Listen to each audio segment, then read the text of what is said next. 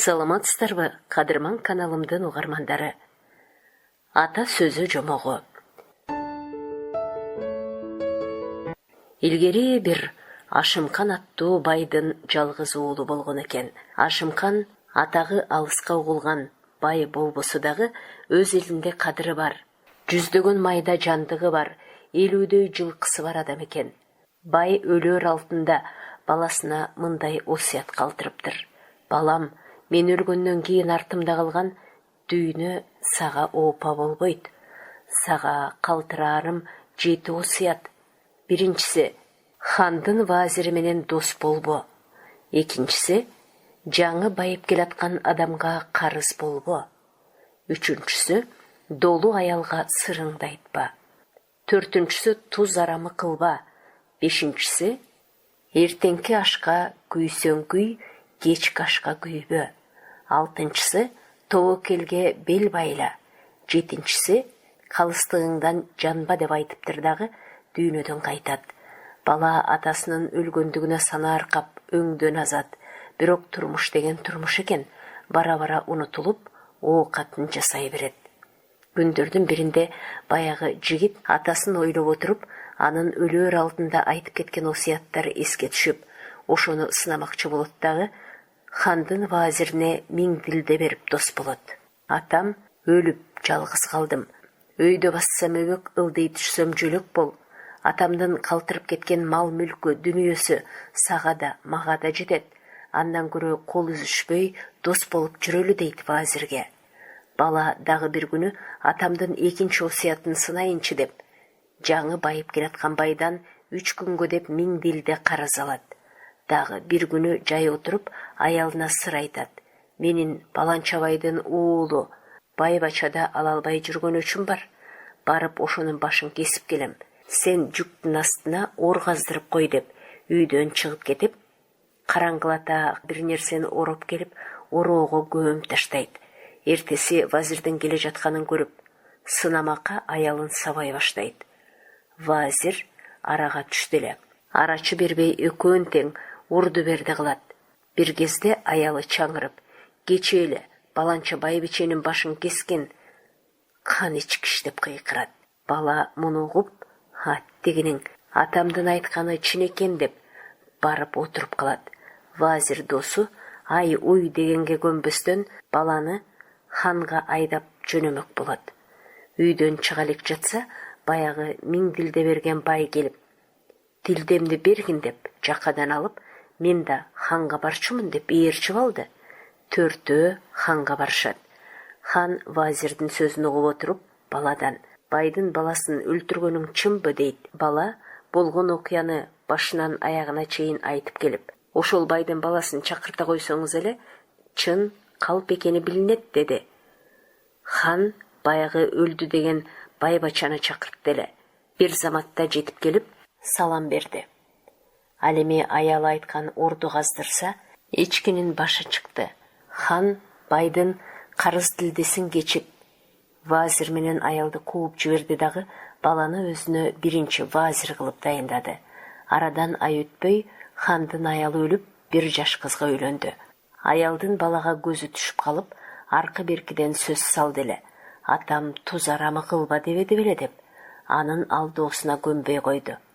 Анда хандын аялы баладан өч алмак болуп, таксыр ханым, ушул вазир балаңдын көзүндө оту, сөзүндө мурчу бар. Мага сөз айтып жүрөт, акыр түбү өзүнө зыян кылбасын деп ханга айтат. Хан аялынын сөзүнө ишенип, баланы өлтүрмөк болот дагы наабайчысын чакырып, эртең менен үрөң бараңда биздин үйдөн ким барса дагы ысык тандырга салып жибер деп буйрук кылат. Эртеси хан балага наабайчыга барып нан алып кел деп жумшайт. Бала эчтекеден капары жок келатса, саардан бир үйдөн түтүн булап, бир кемпир түндүк тартып жол карап туруптур. Кемпир баланы көрүп, балам, бүгүн күнгө жума, жалгыз балам өлдү эле, ошого Куран окуп даам сызып кет деди. Бала үйгө кирейин десе, нандан кечигип кала турган. Хандын каарынан коркот, отурбай эле кете берейин деп кемпирдин көңүлүн кыйбайт. Ошондо атасынан, эртеңки ашка күйсөң күй, Кечки ашка күйбө деген осуяты эсине түшүп, кемпирди ээрчи үйгө кирет.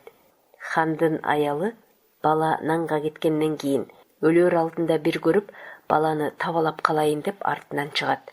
Аял баладан мурда жеткендиктен наабайчы хандын айтканы ушул тура деп тандырга салып өрттөп жиберет. Бала антип-минтип Куран окуп, тамак ооз тийгенче күн бир убак болуп калат. Андан чыгып, шашкан боюнча наабайчыга келип, нанды алып ханга барат. Хан анын аман келгенин көрүп, аябай таң калат. Анан хан сөзүнүн чынын айтып, аялын чакыртса ал жок. Бала болгон иштин жагдайын ханга айтып берип, атам туз арамы кылба деди эле. Мен туз арамы кылган жокмун деди. Хан балага ыраазы болуп, өзүнүн ишенчектигине уялып калды. Күндөрдүн биринде эл арасында Мисир шаарына соода кылууга барган киши алып барган мал-мүлкүн жакшы соодалап келет имиш деген сөз тарап кетти. Бул кабар ханга да жетет. Хан бир чети жер көрмөк, бир чети соода кылмак болуп, жанына вазир баланы, жигиттерин алып, Мисир шаарын көздөй жөнөп калат.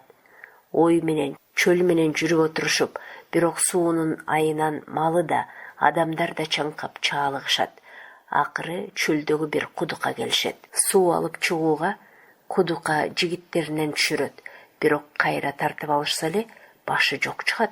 Муну көрүп, хандын жигиттери дүрбөлөң түшүп калышат. Бала тобокелге бел байлап, кудукка мен түшөм дейт.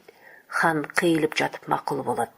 Ал кудукка түшүп, суу сузуп алмак болгондо, кудуктун түбүндө отурган эки аялдын бири сууну алаардан мурда биздин талашыбызды чечип бер дейт.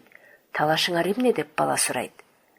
Анан бир аялдын алдында бака, экинчи аялдын алдында жылаан жатканын көрөт. Бирөө жылаанды түртүп коюп, ийрилип жатып калса эле, жалынып жалбарып калат. Экинчиси бакага үйрүлүп түшөт. Аңгыча бир аял: "Жылаан менин балам, бака мунун баласы. Экөөнүн кайсынысы жакшы?" деп сурады. Бала ойлонуп туруп: "Атам калыстыгыңдан жамба дебеди беле" деп. Ар кимдики өзүнө, ай көрүнөт көзүнө деген экен. Ошондо эки аялдын тең жарпы жазылып, "Оппали, сөзүң сөз эмес бекен, бай эле ушинтип айтпайсыңбы" деп кудуктан суу алууга уруксаат беришиптир. Бала сууну алып, аман эсен кудуктан чыгып келет. Андан жүрүп отурушуп, Мисир шаарына барышып, бир пулун эки эсе кылып кайра кайтарат. Элге келгенден кийин хан: "Сен хан болууга ылайык, калыс адам экенсиң" деп тактысын берип, бала хан болуп калыптыр. Сиздер ата сөз аталышындагы кыргыз эл жомогун уктуңуздар. Окуган Кипариса Сурахманова.